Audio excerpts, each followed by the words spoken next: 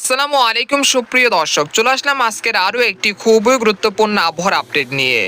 আজ 15ই সেপ্টেম্বর রবিবার এবং আগামীকাল 16ই সেপ্টেম্বর সোমবার কেমন থাকতে পারে আগামী 24 ঘন্টার আবহাওয়া।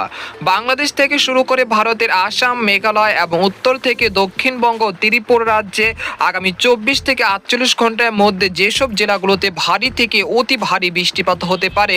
এছাড়া বর্তমানে স্থল নিম্নচাপের প্রভাবে যে বৃষ্টিপাত চলছে সেটা কতদিন পর্যন্ত চলতে পারে এবং আবার কবে থেকে বাড়বে তাপমাত্রা, সেই বিষয়ে বিস্তারিত জানতে হলে ভিডিওটি প্রথম থেকে শেষ পর্যন্ত দেখতে থাকুন। আর বঙ্গোপসাগর কবে নাগাদ স্বাভাবিক হতে যাচ্ছে এবং আবহাওয়া পরিস্থিতি কবে থেকে উন্নতি হতে পারে এ বিষয়ে বিস্তারিত জানতে হলে ভিডিওটি প্রথম থেকে শেষ পর্যন্ত দেখতে থাকুন। আর আপনি কোন জেলা থেকে আমাদের আবহাওয়ার খবরটি দেখছেন অবশ্যই আপনার জেলার নামটি আমাদের কমেন্ট বক্সে জানিয়ে দিবেন। আর সবার